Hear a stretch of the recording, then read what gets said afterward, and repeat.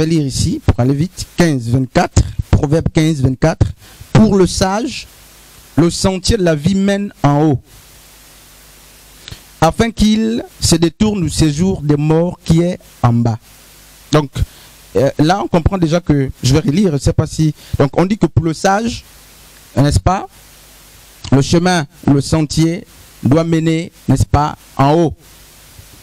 Et n'est-ce pas, l'objectif c'est quoi? C'est de le détourner justement du séjour des morts qui est en bas. Donc Proverbe 15, 24, il dit clairement déjà que le séjour des morts est en bas. Jusque-là, on n'est pas encore rentré dans le message, hein, vraiment. On va maintenant, alors, regarder ce qui se passe. Sur Gaïla et sur Elsa. Tous les chrétiens, plutôt pas tous les chrétiens, tous les saints, depuis Adam jusqu'à, n'est-ce pas, Malachie, avant Christ, tout Moïse, Élie, sauf Élie qui a été enlevé, Enoch, mais Moïse, Jacob, Abraham, Isaac, Ésaü, Samuel, tous ces grands, ces patriarches que nous avons connus avant Christ, bien entendu, avant la grâce, parce que, et là aussi c'est une, je tire l'attention des gens, la constitution c'est quoi? La Bible nous présente deux constitutions, hein, c'est des parenthèses, il y a beaucoup de choses qui viennent. Il y a la loi de Moïse, il y a la grâce. Et on sait tous que un même pays ne peut pas être dirigé par deux constitutions. Bien sûr, Warel. Donc il y a la loi de Moïse qui était un type de constitution d'hier, et la grâce. Donc, dans nos églises ou vos églises, vous êtes sous quelle constitution? Puisque un État ne peut pas être dirigé par deux lois. Donc, attention vraiment, ce sont des choses comme ça, on aura le temps d'en débattre. Donc, il faut une seule constitution. Donc, l'histoire biblique dit que Abraham, même le père de la foi, était en enfer. On va expliquer les mots. Hein, sur Warel. Samuel, quand Samuel est mort, Dieu n'écoutait plus, plutôt Saül, le roi, ne recevait plus de Dieu. 1 Samuel, je crois 9. Il va consulter même, n'est-ce pas, une femme qui consultait les morts. Et heureusement qu'elle est témoin, les gens qui lisent quand même. Et l'histoire dit que cette maman exorciste va rentrer, elle va parler, n'est-ce pas, à Samuel qui était au séjour des morts. Vous voyez? Donc un grand homme de Dieu. Donc qu'est-ce qui se passe? Alors il se passe que avant que Christ ne vienne, n'est-ce pas, tous ceux qui mouraient, que ce soit les impies, donc les païens ou les saints, tous allaient à, n'est-ce pas, à un seul endroit qu'on appelle le séjour des morts. Un seul Warel. Et le séjour des morts, n'est-ce pas, avant Christ était, n'est-ce pas, divisé en deux parties. Il y a ce qu'on va voir, n'est-ce pas, Luc 16 tout à l'heure, pour bien comprendre ce que je suis en train de dire, on introduit comme ça. Il y a une partie qui était réservée au sein qu'on appelle le sein d'Abraham. Et il y a un autre endroit dans le séjour des morts, n'est-ce pas, qui était un endroit de tourment. Donc tous les morts étaient tenus captifs. Tous. Même ceux qui aimaient Jésus avant la mort de Christ. Tous étaient captifs. Samuel, captif. David, captif. Et ils attendaient un libérateur. Donc l'enfer c'est quoi? En hébreu. Hein, sœur Warel, l'enfer. Sœur Josh, l'enfer, frère. L'enfer. Le mot enfer là, c'est le Sheol, n'est-ce pas? Vous voyez? Et beaucoup définissent ça comme étant le sépulcre, la tombe, n'est-ce pas, les profondeurs, n'est-ce pas, de la terre. Et ce qu'il faut comprendre, c'est que d'abord, l'enfer, c'est pas le feu. Non. C'est un démon. Et on va lire les Écritures. N'est-ce pas? C'est une divinité qui... Vous voyez, quand Satan a chuté, avec la Bible dit que Ézéchiel 24, n'est-ce pas, dit que 28 plutôt, dit que quand Satan a chuté, il est venu avec un tiers des étoiles. Et les étoiles sont les anges. Donc Satan a pris un tiers. Donc Dieu est resté avec 2 tiers. Donc il a pris vraiment beaucoup d'anges avec lui. Et c'est quels anges? Donc, dans les archanges, il a pris une partie. Dans les chérubins, tout ça. Les séraphins, il a pris. Donc c'est pourquoi vous pouvez être occultiste, vous avez les révélations, vous avez les visions, parce qu'il y a des anges dessus qui étaient des messagers, comme Gabriel, un ange de la révélation. Donc qui se sont rangés du côté de Satan, qui donnent aujourd'hui des révélations aux gens. Donc vous pouvez ne pas avoir Dieu, mais vous avez les visions.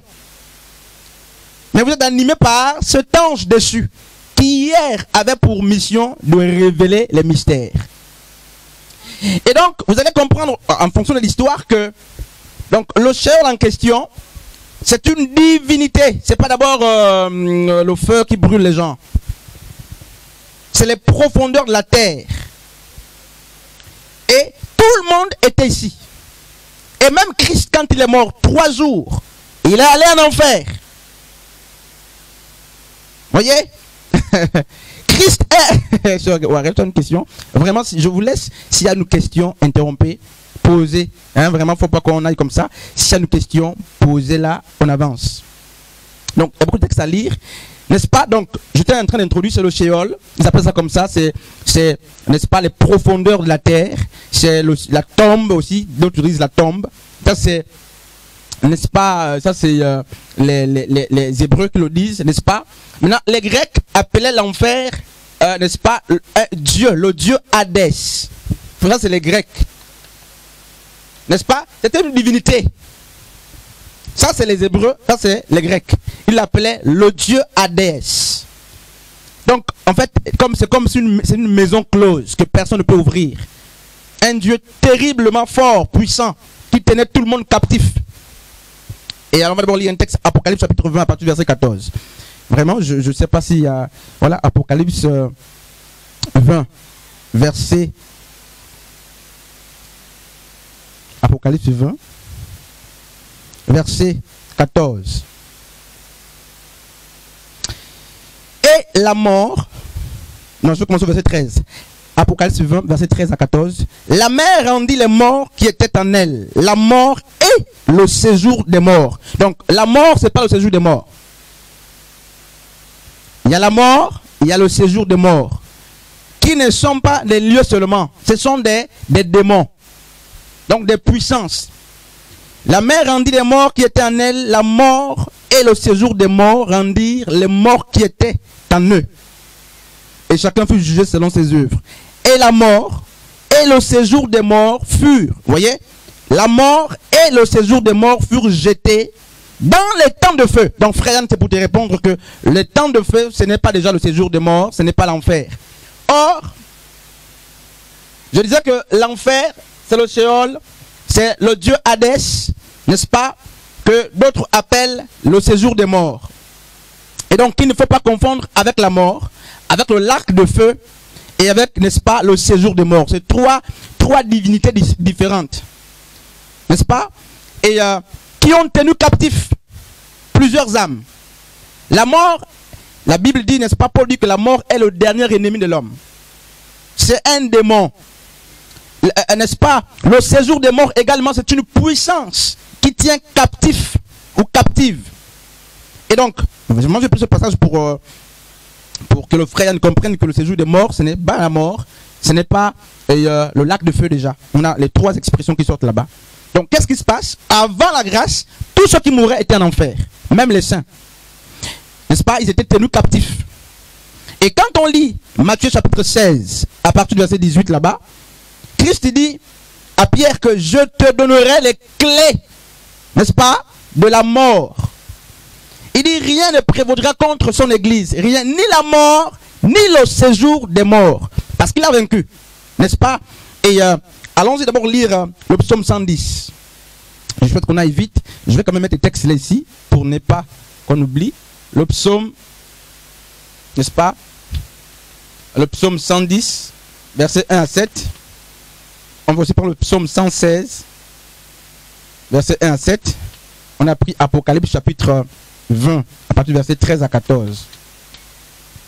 Donc, si quelqu'un n'a pas, vraiment ça ne gêne pas. Et le psaume 110, à à partir du verset 1er. Psaume 110 à partir du verset 1er.